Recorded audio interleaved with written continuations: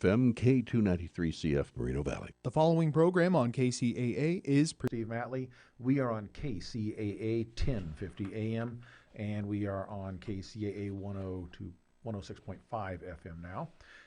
If you miss a live show, don't forget to catch us on kcaaradio.com. All our shows are archived on there, or you can catch us streaming. You can actually see us broadcasting in the studio on Roku, Amazon Fire TV, or on the Android app. Look for the Building Solid Foundations channel. It's a free download for you. We're on 15 podcast platforms right now and expanding that, so you'll probably catch us on your favorite podcast platform out there, or snippets will show up on YouTube as well. So catch us any way you can if you miss anything. Generally, we are on live on Thursdays afternoons at 3 o'clock and Sundays at 2 o'clock on KCAA Radio out of Loma Linda. Today in the studio with me is Gisela Lohling. Gisela Lohling, Dr. Gisela Lohling, is an educator, architect. She's engineering background, construction manager, been around the world internationally, coming from Europe, coming from Middle East, coming from Asia, and now the United States. Fascinating background. And we're going to go through some of her background. Now, I know Gisela from the academic world. We worked at the same institution. However, that's a different conversation for a different day. Today, I want to talk about her professional background because, as you know, I'm very active in real estate development and construction, and that's what I want to focus on today. So, Gisela, welcome to Building Solid Foundations. Thank you very much, Stephen. Pleasure to be here and delighted to get the opportunity to share a little bit of the international dimension of my work. Great. And now the listeners out there, after you've introduced yourself, are asking themselves, I can't put my finger on that accent. Where exactly does that come from?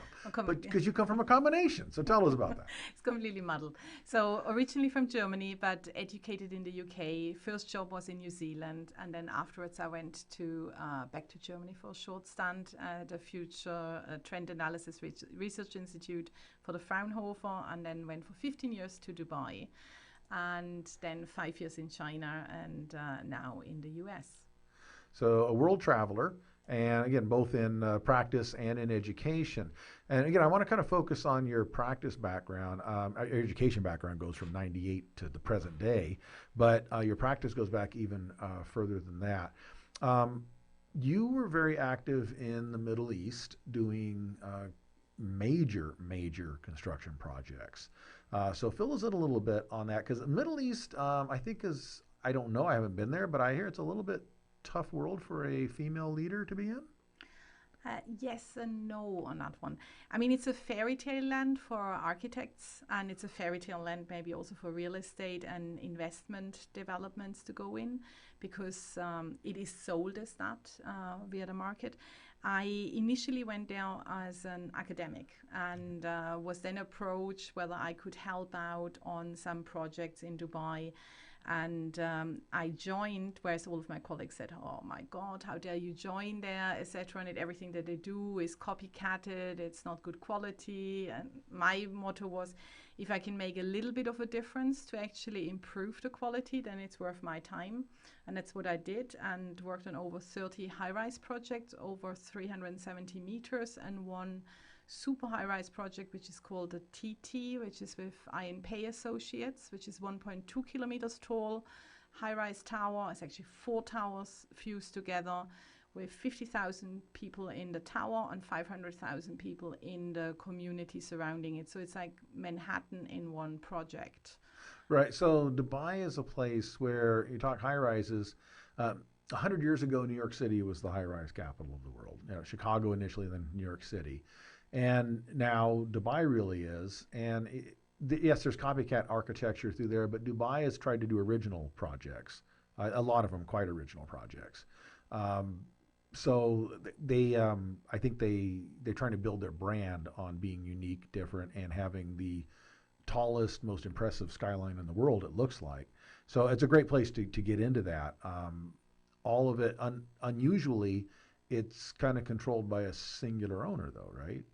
Correct. It's owned by the sheikh, and legally this is also something that a lot of people are not aware of, that the constitution never changed. So only Arab locals legally actually own and can purchase land or property. So for all the foreigners that invested, there's a special construct that was actually developed in order to make it quasi-legal, that they can actually own and purchase a property there. So they actually own property, or are they owning shares in entities that own property? They own properties, but they can't go to the courts. They will go to an arbitration committee if there is any dispute. Okay. And this was only coming to light in 2008 when the market crashed worldwide, that they actually realized that there is a loophole, and otherwise they would have a mega disaster internationally on their hand. And they solved it with a couple of very good lawyers. One of them you've met earlier out in the lobby. Right. That was crucial in that, to actually make sure that this gets a legal coverage. So they staff the arbitration courts with lawyers and with judges. So they're not just mediators. And that gives it a quasi-legal status. Okay. And working over there obviously is a different culture. So you've been in multicultures.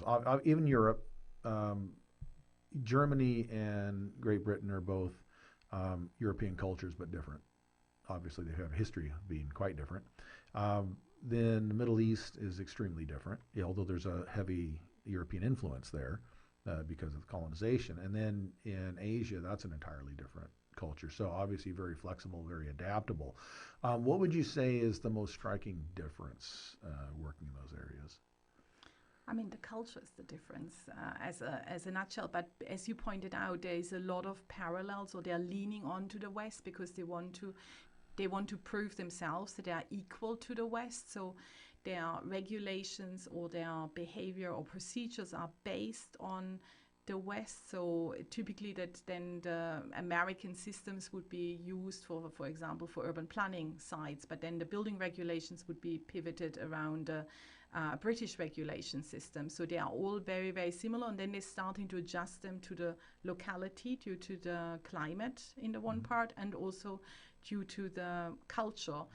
In the Middle East, predominantly because of the religious aspects, but that has also been watered down, to be honest, because they are the minority actually in the country. So there's only maybe 10% of locals in Dubai actually there, and the rest are all coming from all over the world. And you need to make justice to a mixed society as well, because otherwise you can't rule it.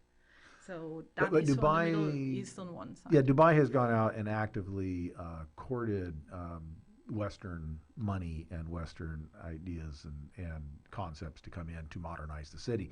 They were people don't. I don't think a lot of people may not know. It hasn't been very long since Dubai was a kind of a fishing village, sort of a Correct. place that really wasn't much to be seen, kind of third world. And then it was an oil producing place.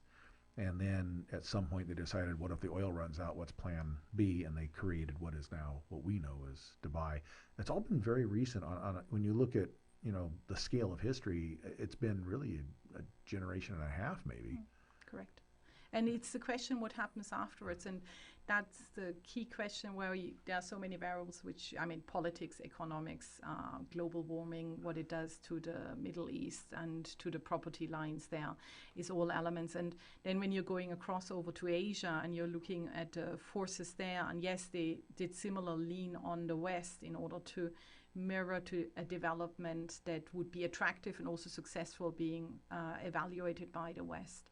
But at the same time, they are now going backwards and trying to, not backwards is maybe the wrong phrase, it's they're Chinesifying their system because they're proud of what they've achieved, rightfully so, and they do stand a very good comparative to any Western city development in China.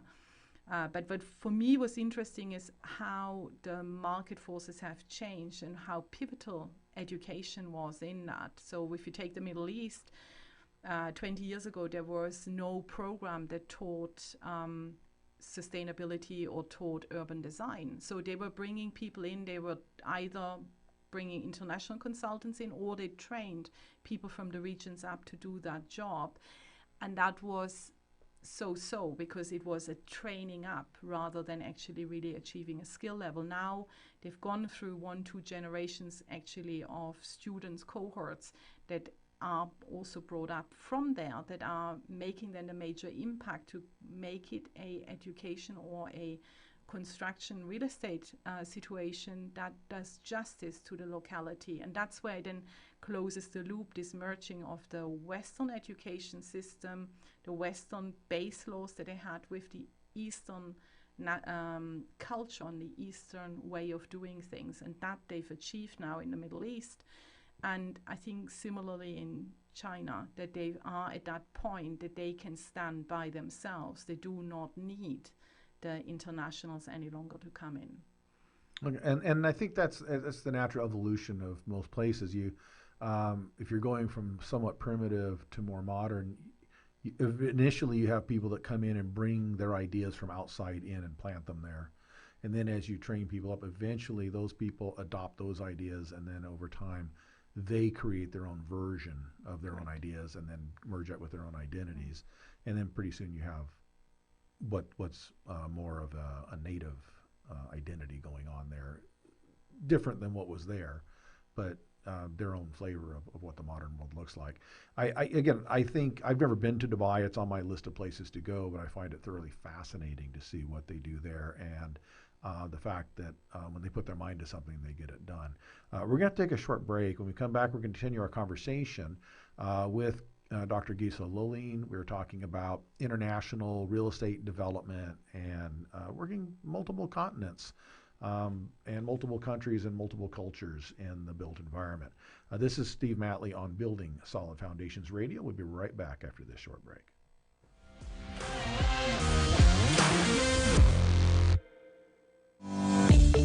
Choose power today and help us create a cleaner planet. Over the past years, utility prices have rapidly increased. Power provides home energy solutions that would save money. Power is the world's first virtual solar company that aims to adopt sustainable energy worldwide. Our company delivers low-cost, clean, and reliable energy solutions. The solar investment allows you to become eligible for an income tax credit. The solar investment is a great way to provide long-term value. Power is the first solar company that reduces carbon footprint for a cleaner environment. Power is experienced and one of the fastest growing solar companies in the United States, which provide the best solutions according to your needs. Call today for your free solar consultation. Join us as one of our ambassadors and earn $1,000. Earn $1,000 when the installation is completed. Free sign up at www.power.com/marie.waite/ambassador. Feel good about what powers your life. Marie Waite, your solar consultant. 95137855316. Enjoy your life with solar.com. Real Men of Real Estate. Men of Real Estate radio show here on KCAA. Boats, mortgages can be purchased. All of us want to live in thriving communities. Basically, go to the radio station, KCAA radio.com. You can find us on your dial at 102.3 FM, 1050 AM, as well as 106.5 FM.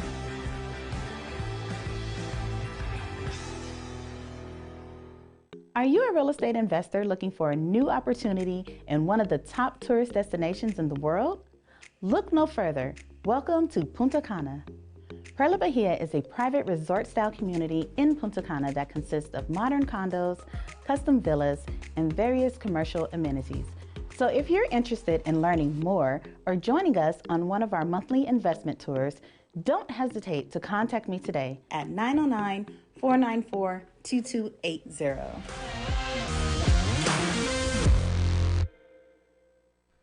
Welcome back to Building Solid Foundations Radio. I'm your host, Steve Matley. We are talking today with Dr. Gisela Lolin. We're talking about her experiences working around the globe in multiple continents in architecture, construction, engineering, putting together projects. One of your last places you were in was in China. China is, I think, a lot of mixed ideas and perspectives we have here about China. We get little snippets of what it's like over there. Some people from U.S. have been over there. Most of us have not. We've seen things on TV. We see videos. We see different little bits and parts. But we've seen it become much more Western in the last few decades. But at the same time, China is a place that is establishing their own identity and somewhat calling back to their heritage.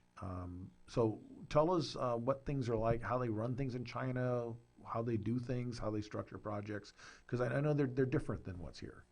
I mean, like any of the reporting, it's always biasness and focuses as well right across the world, whether that is from the US perspective or from the European perspective to report on China. But I find it's not really telling the story of what is happening there. They are advanced to a level that we will not be able to catch up. And I think what is clear with the COVID situation, how dependent we already are on them, because of the manufacturing that is happening over there. And they're not only copying, they're actually bringing out their own products. Their first series of products maybe was a little bit, yes, you could tell that it was copied. But now the second and third generation of products, they're really advanced. That will make very strong competition because they are a lot less expensive, lot less heavy in their processes of design than in the West, and very, very good quality products, whether that is for the cars or whether that is for architecture as well. We tend to think of made in China as being cheap knockoff stuff, 99-cent store stuff, but there was a time that made in Japan meant that. Exactly. And then later on, made in Japan meant much better quality than what we could get domestically. So China is now achieving that level of success. I think it's like the story of the made in brand for Germany came from. Being German, I can sort of comment on that. It was 1890s, and it was a requirement from the British government to put actually made in Germany in, because they thought they were such terrible products that they didn't want it to be showcased at a trade union in the UK. And by the time they enforced it, it became a quality approval. And I think that's where China is now at. Yes, you do get some cheap products from China coming out, but as my friend quoted, the Chinese are very clever. They export a lot of the cheap stuff and they keep the really high premium stuff to themselves. So there's a difference of what you see in the country versus what you see as products going outside of the country. That's the one thing. So our perspective is the Chinese make a bunch of garbage and send it here, and it's cheap. Their perspective is these Americans, they buy nothing but cheap stuff, and that's why we keep exporting it. Yeah, so it's a difference in perspectives. Absolutely correct. If you really want cheap products, you would go nowadays to Cambodia or Bangladesh. You would not any longer go to China because it's also too expensive to produce in China. I have seen more Maseratis and Ferraris and Porsche and Rolls-Royce in Suzhou, where I stayed beforehand, than in Dubai. And that says a lot. There's a lot of affluency, but there is a different understanding about wealth. So my cleaning lady owned 3 properties, and my technician owned several properties. And that's completely normal for them, and they would not stop working because they're doing this for the next generation. Right. They are not doing accumulation of wealth, not just for themselves. And that's, I think, a key difference, that one does not rest, one continues. It's a different attitude towards life and what one achieves. And I think that was a philosophy in the U.S. up till a couple generations ago. My grandparents, they started with nothing, and by the time they retired, they had built a pretty decent portfolio. He worked hard in retail, but he worked all the way up till the time that he finally sold his business off, even though they were doing quite well up until that point. But they were raised in a generation where you worked because work itself was fulfilling, that being able to be productive and contribute and do something to help other people. We've kind of lost that here, but it sounds like China, that's still the prevalent. And I think that's true in generations, that as the closer you are to the generations that were raised when there wasn't much, the better the work ethic you have, and the more you look at work itself as a fulfilling mission. And I think everybody trying at this moment in time, because of COVID situation, to put their money into what I would call brick gold. I invested into real estate, caused this skew that the real estate market, at least in China, when you're buying something, is very, very expensive for when you're pegging it against the salary and the income of somebody, but renting is very, very cheap. So renting a top-notch future home with marble floorings, etc. on it will cost you for 2-bedroom maybe $800, $900 a month. Whereas purchasing that property would cost you $750,000, which is then, as in a balance between rent and buying cost, actually, it's skewed and it's not quite in the normal range, because you would expect a 10-year rental or 20-year rental as a price for the value of the property. But it's not like that, because everybody wants to buy, and that overinflates the market for actually people We've seen going that to in buy. some of the micro markets here in the U.S. Here in San Diego County, for example, it is more cost effective in a lot of places to rent than it is to own something, because the cost of real estate is so high. I know where I live, I could buy something very similar in a building, and I have real estate holdings in 4 different states in the country, projects, but where I live, I actually still rent it. Why? Because for the same type of building with the same space and the parking and all the accessories, all the accoutrements you get, I would spend 3 times as much to own it, between the mortgage and the HOA dues and the parking fees and all the stuff, than what I pay. And the difference is invested into other projects, mostly out of state. So it allows the investment. And it sounds like that's the same kind of deal in China, probably even more so. Yeah, but it's right across China, so it's not just in pockets themselves, and because the whole country, the whole country, and 80% of the population lives along the east coast. That's also the other understanding. It's all very, very close along the waterfront, along it, rather than inland, where it's a rural area, then more. And I think most of the world, most of your population is along the waterways. It tends to be along the coastal areas. But that makes sense for logistics reasons, receiving and shipping stuff. The inland areas have always been more agrarian. That's where you grow things. Correct. But China did a major shift where a lot of people came out of the agrarian areas and into the cities. I think here in the West, we have misperceptions. We know about Beijing and we know about Shanghai and we know cities like that. There are many cities in China that we've never heard of, we don't know exist, that are 2 to 3 times or more the size of New York City. And to China, they're just average cities, metropolitan areas. If any of those was transplanted into the US or Europe, it'd be the biggest city there. Correct.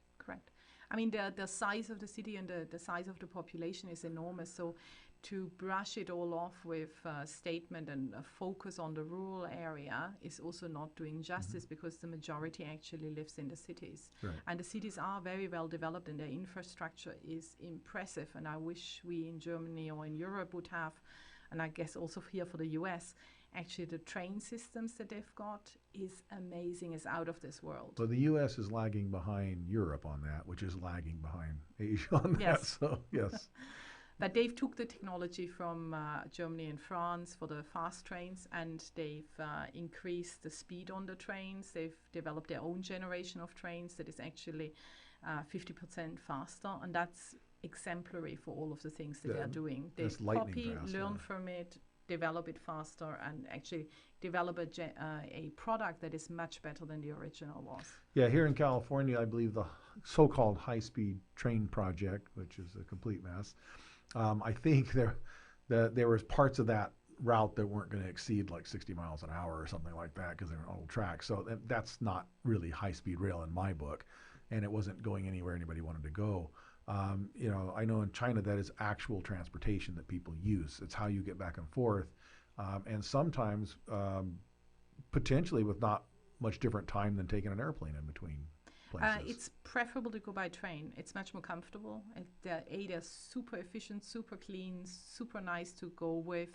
I would always prefer the trains in China to the planes. And it's a large country, so to span that means some of those train routes are going to be pretty long. Correct. But it's a massive investment from the government into infrastructure, education, healthcare, to actually ensure that their next generation of economic cycles are secured. Yeah, that was always one of the big arguments that why the U.S. didn't have those, is because, well, Japan's a small country, and Europe, they're a bunch of small countries, so if they had the kind of land mass that U.S. has, they wouldn't be able to do that. But China has a much larger land mass and has still done that. Yes. So that argument doesn't really hold water. I mean, it's a better project, and you know it from real estate or construction management side as well. If you have a larger project, it is much easier to do multiples or actually be more efficient in your processes. Get the economies of scale. Yes, that's exactly. right. That's right. And per mile, the cost goes down dramatically. Now, one of the big challenges, of course, is right of way. The longer it is, the more challenge you have on the real estate side of it. But once that's in place, the actual construction gets much more efficient if it's much larger. We're going to have to take another break. When we come back, we're going to continue our conversation on international construction development infrastructure with Dr. Gisela Lolien, who has been there, seen that, and worked on these projects. This is Building Solid Foundations. We'll be back after this short break.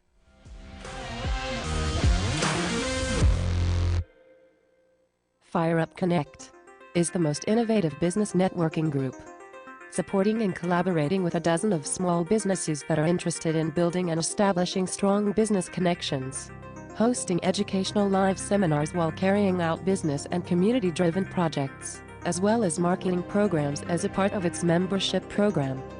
FireUp Connect also offers virtual assistance with a wide range of services including inbound customer support, chat support, appointment setting and email management, graphic designing, video editing, web design and development, social media marketing, e-commerce solution, content writing and much more. For more information, head on over to www.fireupconnect.com. FireUp Connect, helping success stories unfold every day.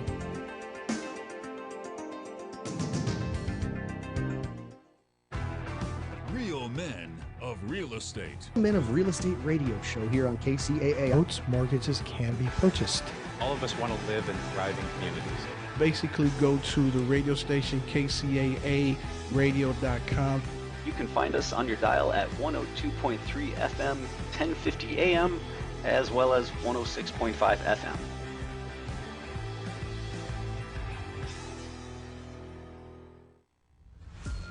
This is Steve Matley. Join me every Thursday at 3 p.m. right here on KCAA for Building Solid Foundations radio talk show. I spent decades as a professional construction manager, business owner, real estate developer, and a college educator, and I enjoy learning new things from other people. We talk a lot about real estate, business, and finance, but we cover a diverse range of other topics as well. Some of the topics we've discussed in the past few months include real estate investing, leadership, higher education, ADUs, marketing using technology, multifamily rental properties, business strategy, entrepreneurship. You never know who may show up or what they may talk about, so join us right here on KCAA for Building Solid Foundations Radio. Hi, this is Steve Matley. As a construction professional, I know the importance of selecting the right contractor for the job. Power Solar employs only professional installers. Power Solar will provide a knowledgeable consultant to help analyze your current electric bill, identify site placement, and correct solar technology for your home. Contact KCAA Producer at gmail.com for a free financial savings proposal with no obligation, or call 951-551-1350 and ask for Ken. Again, that's KCAA Producer at gmail.com or 951-551-1350 and ask for Ken.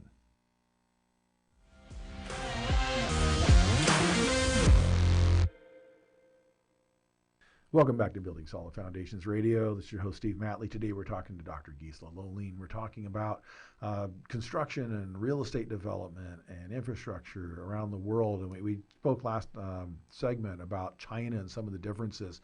We spoke a little bit about the Middle East. But you originally come from Europe. And Europe is fascinating. It's old world, and yet in some ways more modern than even the U.S. in some places. I haven't spent a lot of time there. I had actually several trips planned between 2020 and 2021, which obviously never happened. And instead, my passport expired instead during that time. So now I got to get that renewed. So I haven't been over there as much as I'd like. You obviously have spent considerable time there. So tell us about kind of living and being raised in Europe and the differences between those countries. And obviously, you mentioned the Middle East being an architect's fantasy land, but the old school Europe is an architectural history fantasy land.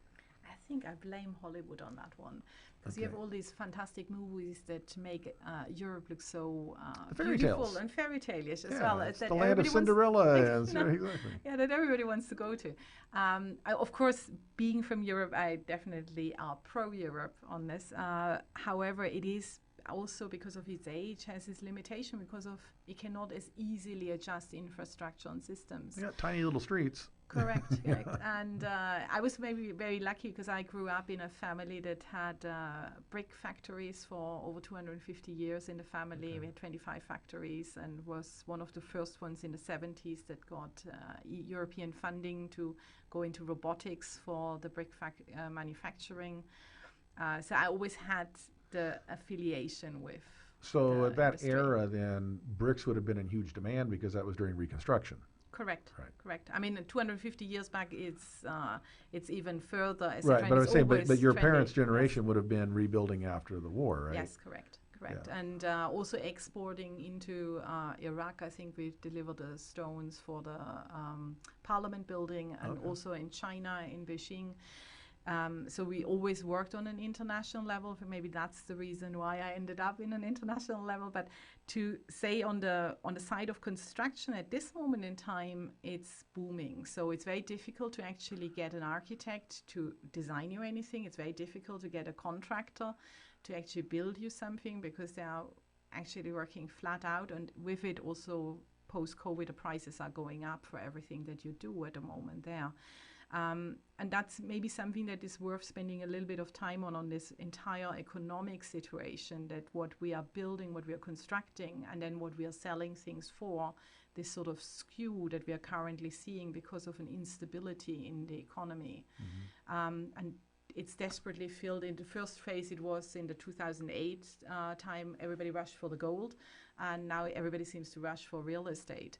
And I wonder what's going to happen next and in how far the economies are actually able to stabilize it, and whether it's an advantage to have many countries like in Europe, where different countries in the European Union tries to mediate this, or whether it is better to be in a large country like China or in the US, where you have a one person or one party system or one large organization, as in the two parties, to actually able to stabilize an economy.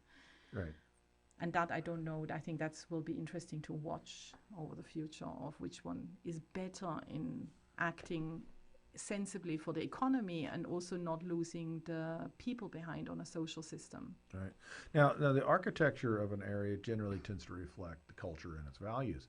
In Europe, the old school architecture reflects culture and values that mostly don't exist other than in tradition now. They're empty cathedrals and those type of things. In some countries they're reused, and in Britain they're not because they're owned by the state, and that church is the state. So whether anybody shows up or not, they're maintained and taken care of. Other countries, that's not true. How have you seen European countries try to adapt? And I know they don't want to tear the old stuff down. They're proud of their heritage.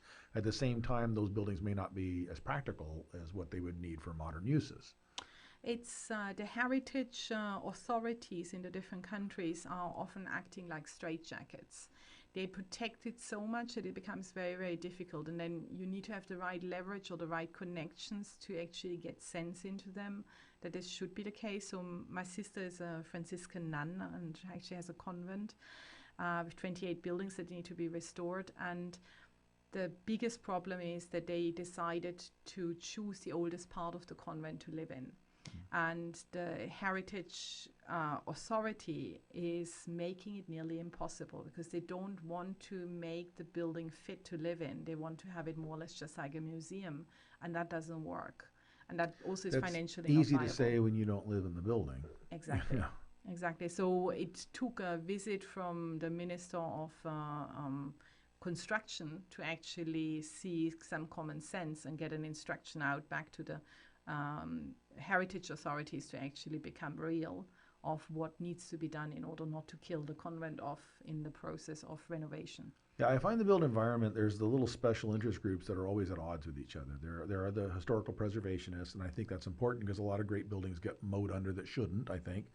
Others, they're just not safe. And then you have the code compliance, that's a different special interest, and they're looking at life safety. and that as opposed to that. Then you have, people that are sustainability. Well, a lot of the old buildings aren't very sustainable. They leak like a sieve, right? Everything about them, there's no air containment at all, and to upgrade them would just destroy them. Correct. So all these competing entities, and then the different functions that we do now, the different way we live, these are buildings that were designed. Sanitary plumbing didn't exist, electricity didn't exist, conditioned air didn't exist. All things that are, that's why people would die of tuberculosis and those kind of things, just diphtheria, those things.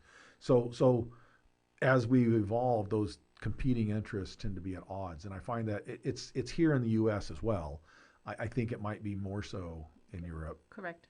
Because they have a deeper stake in it, more history in it. We have more housing stock that is old and is actually then classified as the heritage, and makes it difficult and expensive for whoever takes it on, and also makes it expensive to run and to live in it. And you sort of alluded on that as well, that one actually has to be able to live in it. Otherwise, why have a building that is perfect if you can't use it for a museum?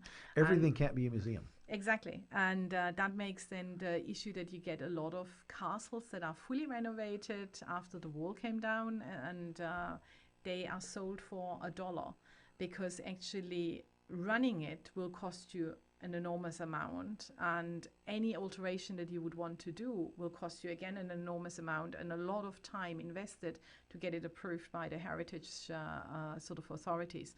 So it makes heritage into something that is like putting it under a glass box to a certain extent.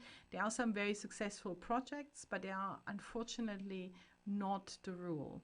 And it would be good to make it that 80% of heritage can be revitalized and reused rather than being put under a glass box. And there are some good historical rehabs that are done that, yes, they alter the original in some way to make it more functional. You have to put an elevator in, you have to put insulation in, you have to change windows, you have to do certain things, fireproof roofing materials if they're thatched or something like that. There's different things you have to do.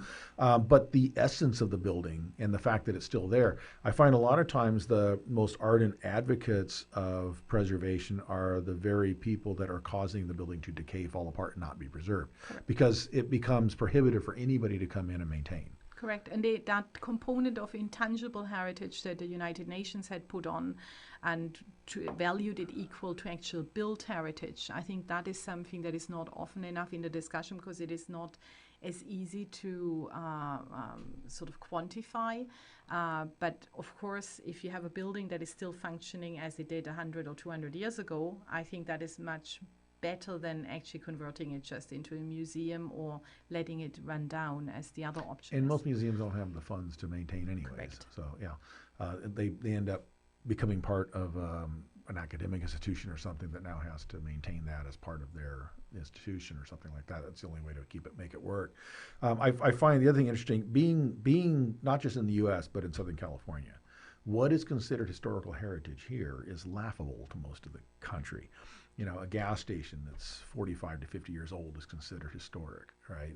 Don't touch that building. That's a historical building. That's a baby building in a lot of the world. You go to the east coast of the U.S. and those buildings may be 150, 200 years old, maybe a little older than that, and that's a historic building. That would not be an old building when you go to Europe. Europe, their buildings may be 5, 6, 7, 800 years old or older. Then you compare that to the Middle East. In the Middle East, you've got buildings that, 500-year-old buildings, nothing. The people are living in houses that were there when the Romans occupied the place, and they think nothing of it. So I find all that to be very relative, the whole historic preservation. But I think, preserving the character of an area is important, but at the same time, you have to keep it functional. Correct. And you don't want to discourage investment into keeping those buildings standing and maintained, because the worst thing you can do is not maintain a building. And I think as long as one can encourage investment with a sensible heritage approach rather than a very conservative and limiting one, then it is the right way to go about it. And there are success stories in Europe on this, but the entire infrastructure is also based, or the urban design is based on that grid system or on a road system that is preset. And that is something that you cannot change. And then you can really only go, how do you revitalize or change the way of doing things? Where do you locate new facilities or building typologies that don't fit into the urban setting? All right, we're going to take a short break here. We're going to wrap up when we come back after this. I'm talking to Dr. Gisela Loline. We're talking about really international architecture, construction, buildings, infrastructure, and some of the challenges and differences in that. This is Steve Matley on Building Solid Foundations Radio. We'll be right back after this. Fire Up Connect is the most innovative business networking group, supporting and collaborating with a dozen of small businesses that are interested in building and establishing strong business connections, hosting educational live seminars while carrying out business and community-driven projects, as well as marketing programs as a part of its membership program. Fire Up Connect also offers virtual assistance with a wide range of services including inbound customer support, chat support, appointment setting and email management, graphic designing, video editing, web design and development, social media marketing, e-commerce solution, content writing and much more. For more information, head on over to www.fireupconnect.com. Fire Up Connect, helping success stories unfold every day.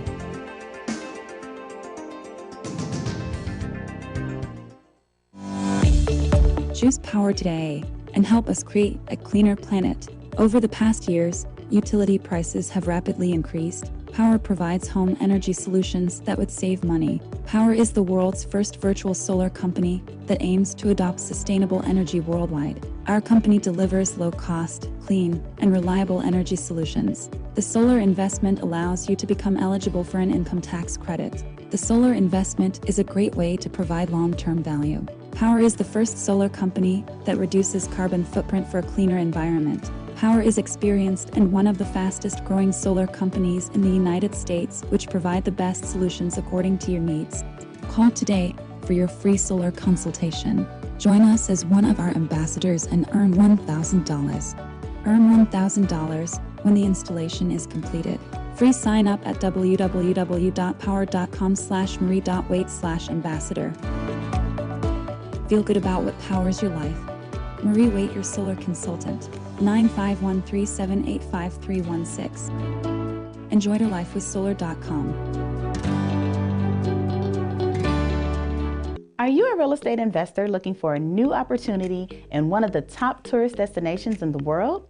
Look no further. Welcome to Punta Cana. Perla Bahia is a private resort-style community in Punta Cana that consists of modern condos, custom villas, and various commercial amenities. So if you're interested in learning more or joining us on one of our monthly investment tours, don't hesitate to contact me today at 909-494-2280.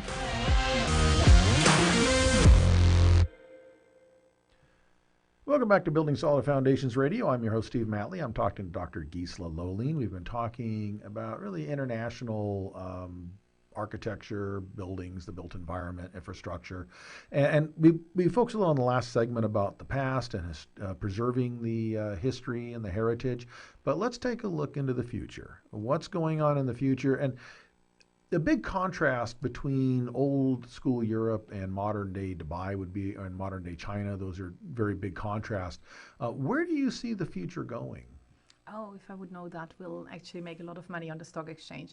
Yes. But I think it's exciting what it can happen in the future. And I think COVID taught all of us a lesson that we can work completely differently. And we can work when we choose to work online as well. And when we choose to actually make that more efficient and more effective. So I think it will question some of the building typology. And just walking around in San Diego, you see all the banners up that are peeling slightly off of some of the buildings already. Yes. On leasing for office space tells the story.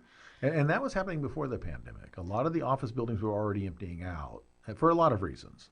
And that is just then accelerated as well. And it is, from an architectural point of view, really exciting. What's the next building typology that will come on, or how will it change the way we design the homes? Because if you then have to contain also work areas, that you can do that whilst if you're living alone or if you're living with the family, in order to ensure that. I think for me that's a really exciting way, because it actually impacts and also the existing housing stock, and how would you adjust and adapt the existing housing stock to make this work, and what is the future thing that everybody would want to have, because one should not just look at what is currently selling, but what should be selling as a building type, as a facilities and amenities. Because of course, if you ask and do a survey, you only get what people currently miss or currently value, but they can't anticipate what they should really look for in the future. Right. And I think, so there's some things that I think come up when you were looking at how do you design, well, office space was already dying, because I think a lot of that, not just people working from home, but the computer data systems we have now. I remember working in an office where a large portion of the office space was archiving plan sets, spec books, legal documents. Well, all that gets digitized now. And not just on, it was disks, and then it went to flash drives, and now it's on little cards, right? So, or now we even put it in the cloud, just in a server room somewhere else. It's just stored digitally. We don't need all that storage anymore. Also, those same systems automated a lot of processes. So 3 or 4 people can do what a team of 12 used to do. You don't need all those different cubicles and office spaces. So the firm I worked for example, they probably do 10 times the volume of work that they did when I worked for them, and they do it in about 25% of the office space now. And they do have people working remote as well. The remote just adds to that. So I think a reshuffling of that. Now, residences, I think from the pandemic, some things that need to be looked at is people are getting a lot more of their stuff delivered now. So part of, I think, designing residences, how and where do packages get delivered safely to avoid the porch pirates and those things? Do you build something in where the people delivering have a place to put packages that are secure? Pets exploded. Everybody's got pets now. I guess, you go home, you can't talk to anybody for 2 years. You get a dog, a cat, a bird, something, right? So pets, I think, and a lot of the urban environment's not really set up for pets. You got some poor dog in there stuck all day waiting for someone to get home, and then they got to get out and walk. And, buildings are now, I see, putting in dog parks and pet dog runs and those kind of things. I know you mentioned where you were living in the urban place, you have cats, but you couldn't open the door, because if you did, the cats would go flying off the balcony. So do you design things for people where they can have airflow but also not endanger their pets? Very correct. So I've actually, the first thing that I did when I moved to San Diego is actually hire somebody to create me something that I can temporarily put up on the balcony that doesn't obstruct the view and does not impact negatively the architecture, but at the same time secures the pet from flying off the... A pet that can climb really well. Yes, cats have rubber joints, so they would easily jump onto the balustrade and off they would go. So there's a lot that needs to be adjusted, and in China during the COVID times we actually designed with the students a project where the drones deliver to the top of the roof. Okay. And so you don't have anybody that could just come in on the ground floor, but actually have all of the packages in the top that then get sorted like through a shaft. So you drop them in a bit like Santa Claus. Or like Santa Claus, a little bit through the chimney. And it would actually select them and put them to the individual apartments straight away into like a room inside that apartment, to try and ensure that you have your delivery already at home and you don't need to carry it in. Yeah. And that's a good idea.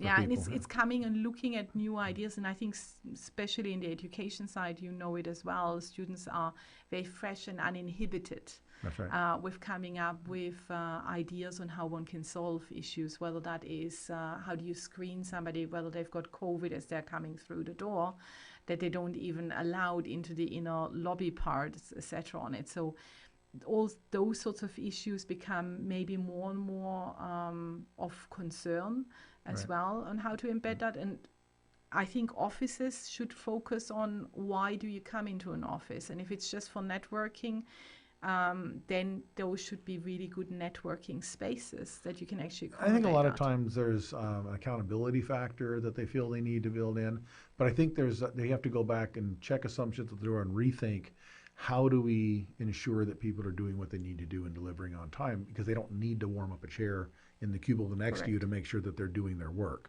And I think a lot of it also goes to delivery based as opposed to time in the seat. Correct. You know, if they get their stuff done in 4.5 hours instead of 6, give them the difference in time. Task based. Yeah. And I think on that, US is really miles behind Europe.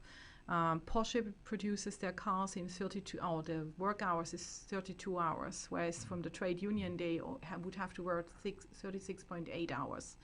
Yeah. But they reduced it because they realized they have less mistakes in the cars. And I think we all need to get to that level that 30 hours is a good work-life balance. And if I can't make my living in 30 hours, the country has to change.